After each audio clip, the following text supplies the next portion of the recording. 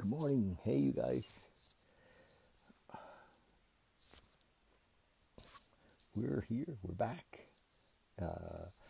And feel very fortunate to be back, to be here this morning. It's a beautiful, beautiful, beautiful Tuesday. And hey, Mr. Johnson. Hey, buddy. It's a Tuesday. And it's around 9 o'clock. We try to get going at 9. And hi, Nicole. Miss you, love. Um, mm, and so here we are, Tuesday, and for those of you that are coming by for the very first time, what day is it? Do you think? Like the 25th or 26th? 26th. So it's the 26th of May, and we've been reading from this little book, and I've just really enjoyed it. It's been great so far. 24 hours a day book, and this little book was created in 1954 by, we must get his name, not today, but so that we remember to give this man his credit. Although he didn't put his name in the book, he didn't. He went anonymous as the author. And but why he wrote this book at that time, I suppose he felt moved. I suspect he followed his guidance.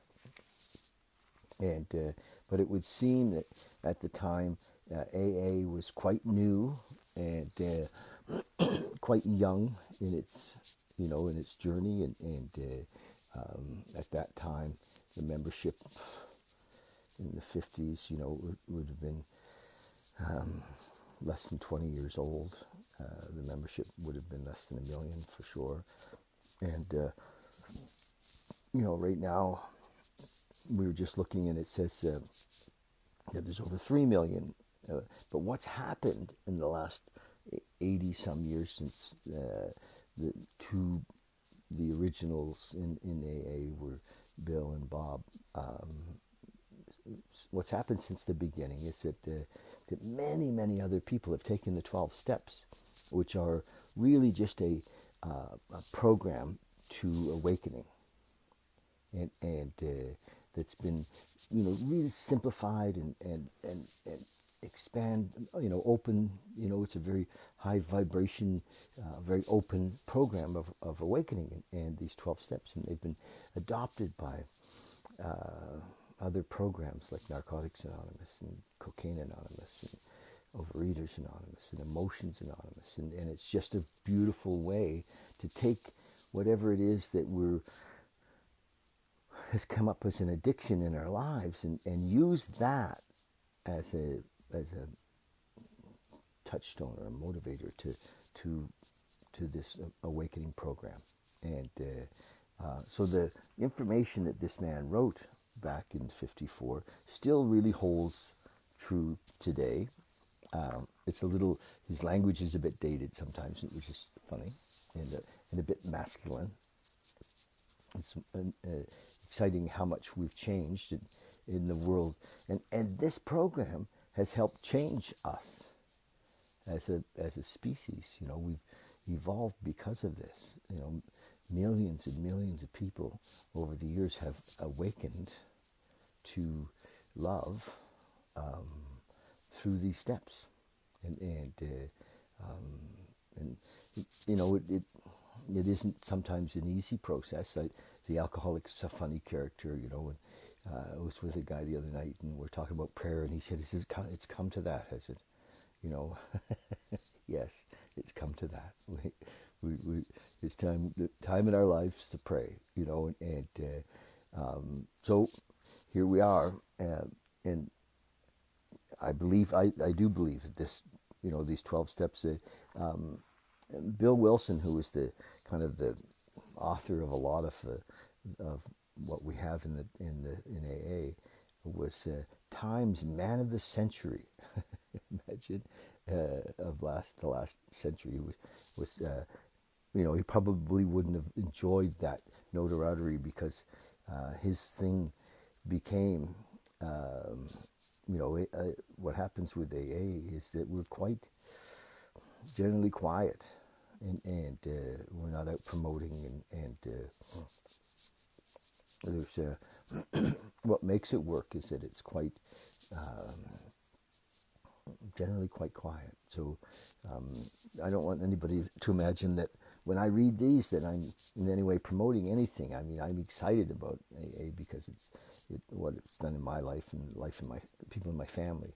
But I'm not promoting, or I'm just sharing this book with you guys. And today's day 26 of the share, and so here we go. May 26th, a thought for the day. In 12-step work, the fourth thing is conversion. He talked about 5 C's. I'm just going to go over the 5 C's again. This is something I'd never seen before until we discovered it back on the 23rd of May. And his 5 C's were confidence, confession, conviction, conversion, and continuance. And in each day he's talked about one of these things. And today it's conversion. In the 12-step work, the fourth thing is conversion. Conversion means change. The prospect, that would be the new guy or the new gal, the prospect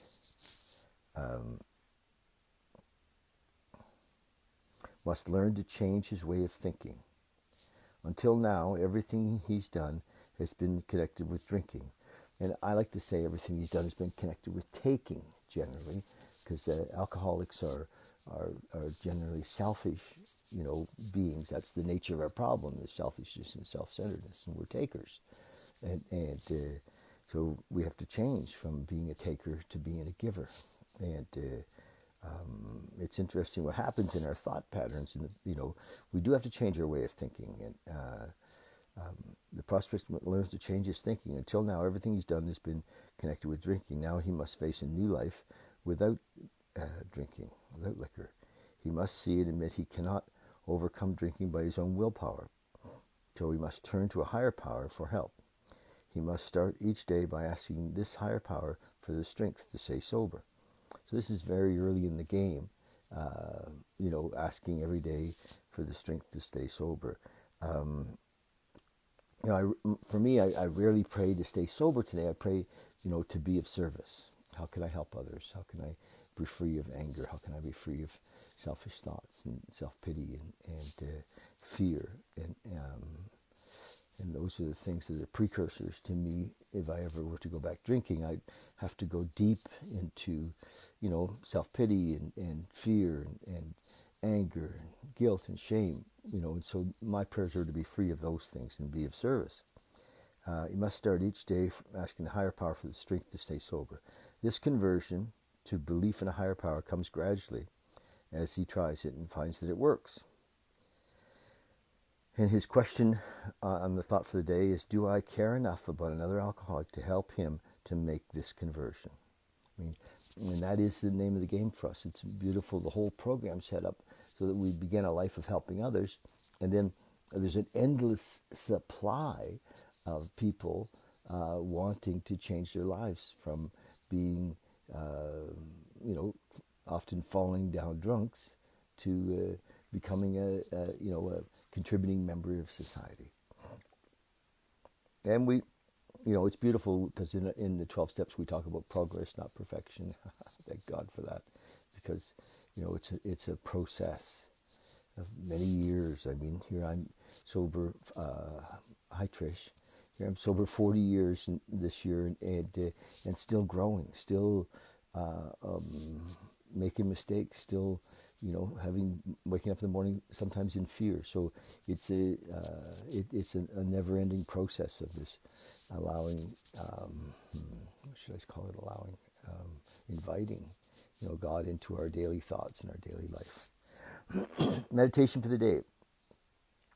Discipline of yourself is absolutely necessary before the power of God is given to you. Isn't that interesting? And discipline of yourself is absolutely necessary before the power of God is given to you. It's interesting that I sometimes question how he words things, and because I think that discipline has been given to me, by the power of God. I had no discipline of my own. And so I just sometimes think he has things just a little bit backwards. I think that of myself, of my own devices, I'm very undisciplined. But I pray for discipline. I pray for to have a daily practice, and it's been given to me. It says, when we see others manifesting the power of God, when you see others manifesting the power of God, you probably have not seen the discipline that went before. They make themselves ready. All your life is a preparation for more good to be accomplished when God knows that you're ready for it. So I love that. And one of the lines in the big book is that we had a new employer. And it's a concept, just a very simple concept of God, is that we had a new employer. Being all powerful, he provided all of our needs. So if we stayed close to him, performed his work well. And that's the beautiful description of my life with God, is that I stay close to him through prayer and meditation, and praying and performing his work well is helping others and carrying the message of God's love. So all of our life is a preparation for more good to be accomplished when God knows that we are ready for it. So keep disciplining yourself in the spiritual life every day. Learn so much of the spiritual laws that your life cannot again be a failure. Others will see the outward manifestation of the inward discipline in your daily living. And it's a beautiful piece. I think that in a way, I question the word failure. I don't know that there's any such thing. At one level, of course, but everything was needed. Everything was needed to get me in my recovery to this spot. And so it was all grace in a way. So recognize that no matter what's happened in your life, no matter how terrible things have been, it's all got you to here, to this moment, to this beautiful changing point, to this transition. And so it seems like it must have all been necessary. Prayer for the day. I pray that I may manifest God's power in my daily living. I pray that I may discipline myself so as to be ready to meet every opportunity. Yeah. My prayers often put me in, coach. Put me in. And the more that we get called on, the more that we get called on. As long as we say yes, and we jump, into be of service and and recognize that we don't get to see the results often. The results are not what it's all about. It's just being there for folks and helping. So thanks, you guys. I love that I get to read this in the morning. Thanks, Kathy Lynn. Yeah. And that's it. Do this every morning at 9 o'clock. We also then, Trevor bangs it up on YouTube. And if you go to YouTube and follow our YouTube channel, that would be great. And love you so much, you guys. And we'll talk soon. Thanks. Okay. Love you. Bye.